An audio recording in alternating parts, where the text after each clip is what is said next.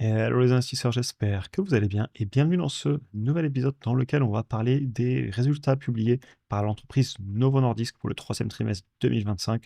À savoir que l'entreprise était à moins 4,49% hier en bourse et on est pas loin des plus bas qu'elle avait fait en août 2025. C'est une entreprise que j'ai plusieurs fois couvert sur la chaîne à la demande de pas mal de personnes parce que c'était même à un moment la plus grosse entreprise d'Europe. Elle avait fait beaucoup parler. On avait commencé à la couvrir il y a bientôt un an, en décembre 2024. Elle était à moins 18% depuis les plus hauts. Clairement, j'y touchais pas, je la trouvais beaucoup trop chère. À moins 47% en février 2025. De la même façon, je voulais pas y toucher, toujours trop cher. À moins 70%, par contre, en août, donc il y a pas longtemps, je trouvais que la valorisation commençait à être en ligne avec un prix que, en tout cas, on n'était pas loin d'un prix que je serais prêt à payer. Et donc, depuis quelques mois, j'ai continué à suivre l'entreprise, regarder le qualitatif, surtout qu'en plus, elle est corrélée à d'autres business que j'ai en portefeuille, notamment IMSS. Donc voilà, je l'ai suivi de loin. Et on va, aujourd'hui, du coup, regarder, les publications, les chiffres et je vais mettre un petit peu à jour ma valorisation. Et pour info, pour les membres du programme et de la communauté, j'ai posté une vidéo d'une heure hier, quantitative dans laquelle on analyse, 5 actions ensemble, avec notamment Schneider Electric, Abercrombie& Fitch, et d'autres entreprises. Et on en refera certainement une autre, vendredi, puisqu'il y a pas mal de demandes de dossiers à analyser. Et pour ceux qui veulent nous rejoindre, dans la communauté pour avoir accès aux vidéos, aux lives, analyses d'actions précis, mon portefeuille, tous mes achats et mes ventes, et cetera, vous avez les liens en description et d'ailleurs un grand merci à tous ceux qui nous ont rejoints, récemment. La dynamique est excellente, ça fait vraiment plaisir. Et évidemment, il s'agit en aucun cas de conseil en investissement. Je vous partage ma vision des choses sur une entreprise, mais chacun prend ses propres décisions. Novo Nordisk, pour rappel, c'est une entreprise pharmaceutique danoise fondée en 1923. Ils sont spécialisés dans les traitements des maladies chroniques graves. On pensera notamment diabète et aussi maintenant obésité.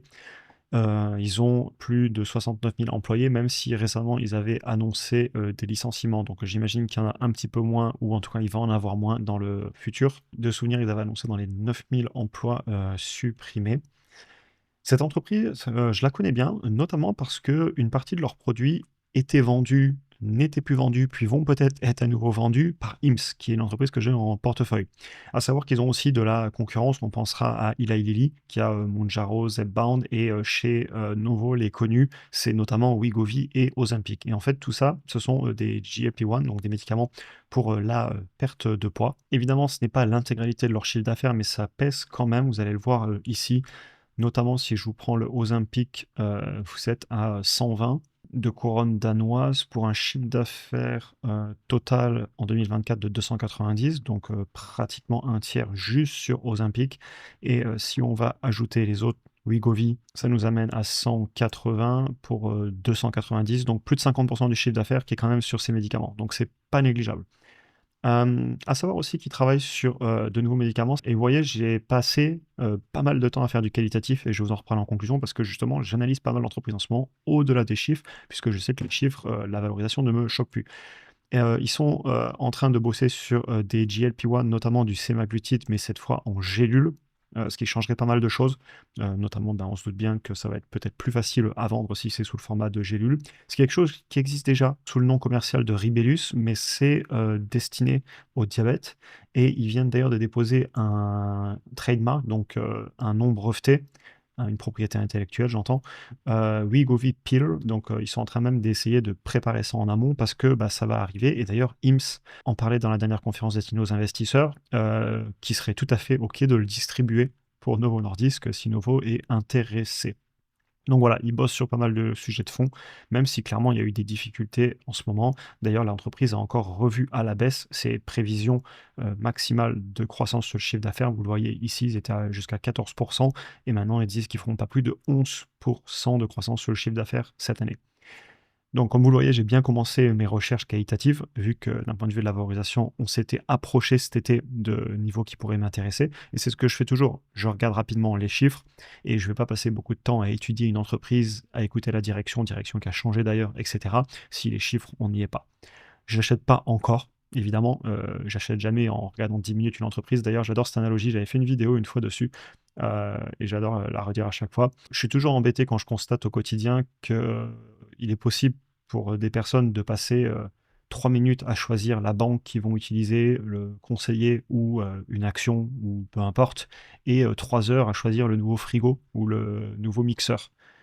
Donc personnellement, non, je passe pas 3 ou 10 minutes avant de mettre de l'argent sur une entreprise, j'y passe des heures, des dizaines d'heures. Et c'est quelque chose, voilà, que j'essaie de faire en âme et conscience, de tout écrire. Surtout comme ça me permet d'apprendre parce que j'ai eu raison ou tort, au moins j'ai écrit, je sais pourquoi et j'en ai même fait des vidéos YouTube. Donc c'est l'étape d'après les vidéos YouTube, surtout parce que je prends un énorme plaisir à le faire et en plus, je pense que ça contribue à m'améliorer encore plus rapidement en investissement, le fait d'avoir la chaîne YouTube.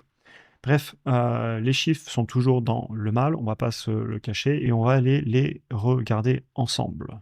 Au niveau du chiffre d'affaires, là je vous ai mis en annuel, en 12 mois glissants, on voit toujours une croissance. Par contre, heu, si je nous mets en trimestriel, c'est pas la même histoire, hein. Vous voyez qu'on a fait 2 trimestres en baisse d'affilée. Donc clairement, l'entreprise en trimestriel, elle souffre et c'est pour ça qu'ils n'arrêtent pas de réviser à la baisse leur croissance. Comme je vous le disais, l'imprime écran vient, ici de l'annonce officielle, vous voyez, de 8 à 11 pour 2025, alors qu'ils étaient de 8 à 14 et même avant, ils étaient encore plus hauts en termes de prévision. Ensuite, quand même rapidement, on va aller regarder, c'est une entreprise qui gagne de l'argent, marge brute à plus de 80 marge nette à plus de 30 marge sur flux de trésor, à autour de 19 en ce moment, ça a un peu baissé. Mais je voulais, vous montrer ça dans les cash flows notamment, ils investissent pas mal en CAPEX et le cash issu des opérations, lui, est toujours bon. Par contre, vu qu'ils ont augmenté fortement les CAPEX, ça vous fait baisser les free cash flow et tout simplement, parce qu'ils sont en train d'investir dans des nouveaux outils de production, parce qu'il y a une forte, demande et d'ailleurs, ils avaient levé de la dette pour ça et on en reparlera un petit peu de la dette en conclusion. On est toujours en flux de trésorerie disponible positif, ça couvre toujours le dividende, mais de moins en moins, vous allez le voir, hein. Si je vous l'affiche sur le court terme, et ça fera aussi partie de ma conclusion, à surveiller. Si je vous mets le rachat d'actions plus le dividende, globalement, on est tout pile au flux de trésor. 50 plus 11, 61. Vous m'excuserez ce qu'il y a après la virgule. Vous le ferez à la calculette. Donc on peut encore, mais c'est ric-rac et il faudra peut-être qu'ils ralentissent les capex à un moment. Si on va voir le dividende, il augmente énormément. Ils sont connus pour ça depuis 5 ans et 10 ans respectivement de 22 par an et 16 par an. L'augmentation, clairement, elle va ralentir. En tout cas, tant que les free cash flows sont en train de ralentir. Dans le futur, ça peut très bien revenir à la hausse, hein, mais sur le court terme, je pense que ça peut ralentir. Et l'entreprise, sur 10 ans, elle faisait jusqu'à encore peu mieux que le S&P 500 avec les dividendes réinvestis et aujourd'hui, ce n'est plus le cas. Et si je vais chercher des périodes à partir de 2019-2020, on tient le S&P 500. On a l'emballement ici au niveau des valos et le retour un petit peu plus en ligne, en tout cas avec un prix que je serais prêt à payer. Je vais vous montrer juste rapidement, je vais vous mettre aussi le cash et surtout la dette long terme qui est montée, regardez. Vous voyez, on a fait x2 sur la dette long terme, donc ça reste une entreprise qui en a, on va pas se le cacher. Alors je vais vous enlever qu'on voit un petit peu les CAPEX, le cash issu des opérations. On va nettoyer un peu le graphique. Voilà. Vous voyez la dette, il faudrait 1 an et demi de free cash flow pour la rembourser. Mais évidemment, c'est pas réaliste puisqu'on est en train de racheter les actions et le dividende. Couper le dividende, j'y crois pas. Ils sont connus pour ça. Racheter les actions, mais ils en rachètent en ce moment parce qu'ils pensent certainement aussi que le titre est un petit peu, entre guillemets, sous-évalué. Quoique, ils en rachetaient à fond quand l'action était sur les plus hauts, hein. Ils en rachètent moins, ça c'est quand même étonnant. Ils en ont plus racheté quand elle était très chère et maintenant qu'elle est moins chère, ils en rachètent moins. Après, ils ont changé la direction et j'en reparlerai, enfin, je peux en parler maintenant. L'ancienne direction, j'étais pas du tout convaincu. Il y a eu vraiment, pour moi, des fautes professionnelles, notamment ne pas renouveler un brevet au Canada euh, pour quelques centaines de dollars. Et maintenant, ils ont perdu le brevet sur le sémaglutide en avance. Ils auraient pu le garder plus longtemps. Le fait qu'ils aient lâché IMSS, que j'ai en portefeuille, alors que c'est eux qui sont devant les patients. Et aujourd'hui, ils recommencent à discuter avec la nouvelle direction. Je pense que c'est bien que la direction ait été changée et c'est un des points qui fait que maintenant je suis quand même en train d'analyser qualitativement parce que l'ancienne direction, j'étais pas ultra convaincu. Enfin bref, s'ils arrêtaient de racheter les actions et qu'ils payaient juste le dividende, il nous faudrait quand même un paquet d'années pour rembourser cette dette. Donc il va falloir que les flux de trésor montent fortement. Et justement, en conclusion, on en reparlera, mais je veux que ces investissements faits avec de la dette, notamment dans les outils de production, payent ensuite et qu'on ait évidemment une augmentation du chiffre d'affaires et qu'on tienne les marges pour rentrer du cash, pour rembourser cette dette. Donc voilà, à surveiller. Maintenant, les valos, historiquement, elles sont massacrées, hein. Si vous prenez aussi bien le prix par rapport au flux de trésor opérationnel, qui, je pense, serait très pertinent à utiliser sur cette entreprise, un petit peu comme Amazon, parce que les CAPEX viennent d'exploser. Et quand les CAPEX augmentent, j'aime bien regarder le prix par rapport au flux de trésor issu des opérations. Mais si je vous prends aussi un bon vieux PER et même le prix par rapport au chiffre d'affaires tout en haut du compte de résultat, dans tous les cas, récemment, on est sous les médianes, respectivement à 19 de médiane sur 10 ans pour le PER contre 12 actuellement, presque 17 de médiane sur le prix par rapport au flux de trésor opérationnel contre 11 en ce moment, et 6,4 contre 4,5 sur le prix par rapport au chiffre d'affaires. Évidemment, regardez, les indicateurs, ce n'est que le passé, et vous savez que j'aime bien aussi regarder l'avenir, où va aller l'entreprise. Et c'est pour ça que je fais mes projections, que j'avais déjà fait, et je vais juste les modifier un peu. Notamment, je l'ai préécrit en rouge, ce que je voulais modifier. Je vais mettre un petit peu plus de rachat d'actions. Je vais monter à 1,5. Je vais augmenter un tout petit peu les marges. Je vais me mettre pile poil en fait à la médiane historique sur 10 ans qui est à 33,567. Bref, j'ai mis 33,5. Et le prix à payer, je me cale aussi sur les médianes historiques. Et ça me fait un prix à payer aujourd'hui. Là, il est dans les 380 couronnes danoises, donc dans les 60 dollars. Mais ça, c'est vraiment au mieux du mieux. C'est-à-dire qu'il faut qu'ils tiennent les marges, qu'ils rachètent des actions et que le marché me paye ça 20 fois les bénéfices, ce qui n'est pas du tout le cas en ce moment. Mais bon, l'entreprise en ce moment est dans une période difficile. Et si je prends mon analyse beaucoup plus conservative de la vidéo d'avant, je suis plutôt autour des 311 couronnes danoises, soit 48 dollars. Donc ça fait quand même une plage, et je le répète toujours, et ça je le dis tout le temps dans le school, mais je peux vous le dire aussi à vous. Savoir où sera dans 5 ans, à la couronne danoise près, l'entreprise Novo Nordisk, je pense pas que ce soit quelque chose de réaliste. Il y a trop de facteurs qui vont rentrer en jeu. L'état de l'économie à ce moment-là, est-ce que le marché est en euphorie, est-ce qu'on est en crash, quelles vont être les performances, quel sera le prix payé par le marché. On ne peut pas savoir à l'euro près ou à la couronne danoise près.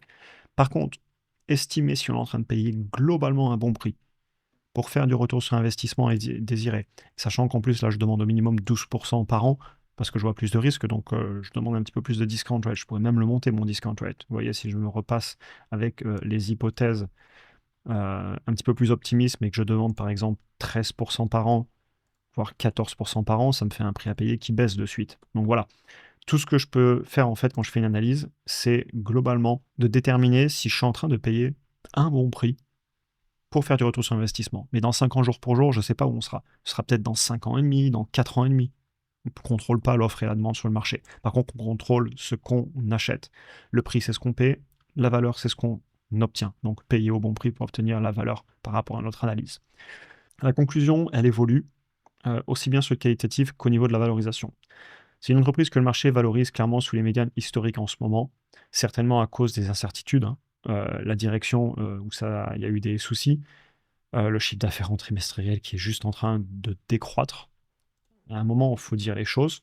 Oui, l'entreprise, elle se paye pas cher historiquement, mais il y a un moment, en trimestriel, nous sommes en décroissance. Je ne peux pas le dire autrement. Donc forcément que ça corrige en bourse. Une entreprise qui a une belle tendance historique, si on regarde sur 10 ans, vous avez vu, croissance du chiffre d'affaires sur 10 ans en annuel composé, si je nous mets en 12 mois glissants, on est à plus de 12%. Très belle croissance. Belle marge, belle gestion, passée sur le long terme, j'entends. Récemment, compliqué, il y a eu pour moi des erreurs professionnelles, clairement. Et je comprends qu'il y a un nouveau PDG et qu'ils aient enlevé l'ancien. Clairement, je comprends qu'il l'ait changé vu ce qui s'est passé. Entreprise qui génère du cash, qui distribue aux actionnaires. Attention, le dividende. Vous avez vu les CAPEX avec les nouvelles usines et le fait aussi qu'ils ont levé de la dette. On peut encore le payer, mais à surveiller. Il va falloir qu'ils fassent gaffe. Et voilà, de la dette qui a été levée, je veux du retour sur investissement et le rachat d'actions s'ils doivent l'arrêter. Alors j'aurais préféré qu'ils ne rachètent pas quand c'était au plus haut et qu'ils rachètent maintenant. Encore une fois, la direction a changé. Après voilà, c'est pas facile, je leur laisse le travail et je continue à faire mes vidéos sur YouTube et à investir mon argent, chacun son métier, mais je dis pas que c'est simple. Mais je suis obligé de faire un constat et de vous partager ma vision des choses. Qui plus est, vous savez que j'aime bien dire ce que je pense et je ne suis pas du genre à filtrer mon avis. Donc voilà. C'est un secteur avec un très fort potentiel. Aucun doute là-dessus. Ces médicaments sur la perte de poids, le monde des peptides, je l'étudie beaucoup, notamment à cause de IMS qui travaille dessus aussi. Mais qui en profitera? Parce que, notamment, je pense au GLP-1 avec toutes les variantes, avec certaines qui tombent dans le domaine public, comme le liraglutide, le rétatrutide qui est en train d'être étudié, le nombre impressionnant de peptides que vous pouvez trouver en ligne, qui sont en train d'être recherchés. Voilà, si vous recherchez le milieu, ça avance très vite. et il y aura la concurrence et il va falloir se mettre devant les patients. Pour ça que quand ils ont lâché IMSS, j'ai pas compris parce que IMSS, ils ont, plus de 40 du marché de la santé, enfin téléhealth, téléconsultation en ligne avec pharmacie, et cetera. Je vous laisserai aller voir précisément la stat, mais voilà, qu'ils aient lâché un si gros acteur qui est en train de répondre et qui est en train de se faire adopter par les patients, parce que les assurances ne vont pas payer le GLP-1 pour tout le monde, et donc les gens, s'ils payent avec leur poche, ils vont très certainement aller vers des personnes qui répondent à la demande, et ça se fait déjà pas mal en ligne. Et voilà aussi, évidemment, secteur avec beaucoup de régulation. Avant, ce que je disais, et c'est toujours un peu vrai, même si j'y travaille du coup, je manque de compétences pour me positionner. Bah, c'était le cas, j'avais pas encore étudié spécialement l'entreprise, les médicaments, et cetera. Et je me suis déjà exposé au secteur. Et donc, j'aurais pas été à l'aise à dormir sur mes deux oreilles. Maintenant, bah, je recherche beaucoup ce sujet. Il n'y a pas de raison de ne pas comprendre le sujet en faisant des recherches. D'ailleurs, ça s'apparente beaucoup à de la science, hein, ça me rappelle les bonnes années de classe préparatoire. Bref. Et ne jamais dire jamais, parce que vu que je recherche beaucoup les dossiers, tout ce monde en ce moment, des peptides, etc., et que la valorisation est basse, si ça continue à décrocher, pourquoi pas m'y intéresser? Ce n'est pas fait à ce jour. On est à peu près à une valo qui commence à m'intéresser, mais on n'est pas sur l'affaire du siècle. Et donc peut-être qu'il faudrait que ça dévisse encore, sauf si je vois évidemment les fondamentaux s'améliorer et que je viens du coup à augmenter les valeurs que je rentre dans mon fichier de projection. Donc on verra. Mais ce que je tenais à vous dire, c'est que je comprends l'intérêt que pas mal de personnes portent à l'entreprise. Pendant très longtemps, je ne la comprenais pas, cette valorisation, pendant une grosse partie de la baisse, hein. D'ailleurs, il y a des vidéos, et c'est pour ça que j'adore YouTube, parce qu'en fait, il y a les vidéos avec les dates, où je disais que c'était juste trop cher pour moi. Et là, on est sur des niveaux de prix que je comprends mieux. Maintenant, où ira la croissance et les marges? À nos analyses, menons le travail. Je vais continuer de mon côté. Évidemment, c'est des recherches de fond, hein. Écouter ce que dit la direction, écouter des podcasts sur ce qui se passe en ce moment sur ces médicaments, tout simplement pour essayer de comprendre, aller regarder aussi les distributeurs. Pensez à IMSS, pensez à Arrow, pensez à la FMD, pensez aussi au système traditionnel médical, pas en ligne. Donc voilà, à étudier.